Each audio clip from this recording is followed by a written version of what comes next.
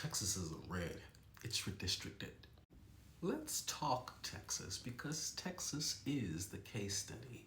You see, Texas is a majority-minority state. Black and brown communities make up the population base here. There are millions of eligible voters, but population power and political power are not the same thing. That gap is not accidental, it's engineered. And we've seen this before, right after the Civil War. Black people briefly held power by organizing and voting and holding office, and the backlash was immediate.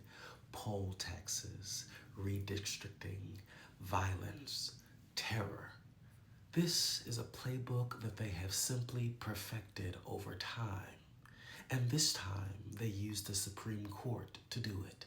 You don't make voting harder unless you're afraid of the outcome. And Texas is not just another state. It's a prize, its size, its population, and its economy. If the population and engagement of voters matched population, Texas politics would look very, very, very different. And the people at the top know that. Politicians are not liberators. They are government employees operating within systems that have existed and stood long before us.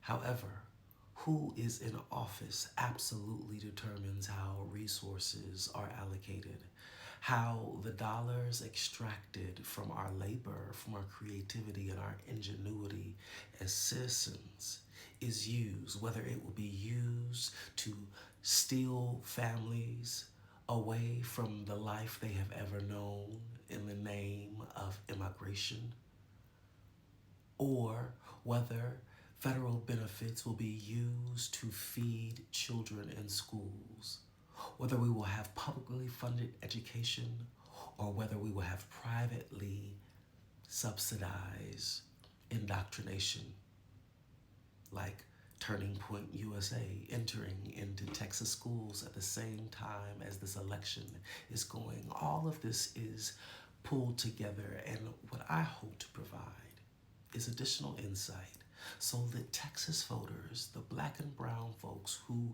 can make a difference, realize that they don't have to give their vote to anybody.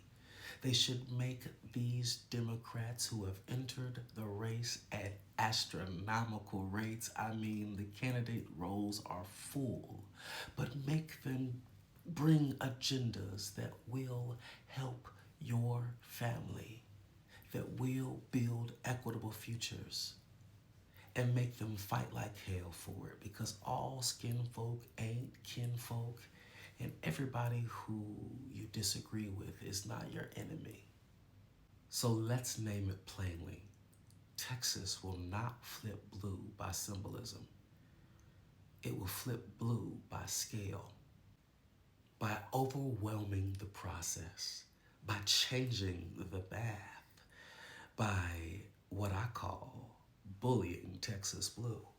Not with noise, but with undeniable participation that overwhelms the system that has been rigged against the very voters who hold Texas's fate in their hands. And history has already shown us the proof. When participation overwhelms suppression, power has to answer.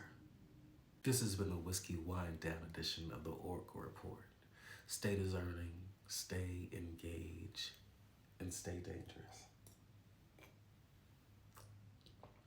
And sip slow.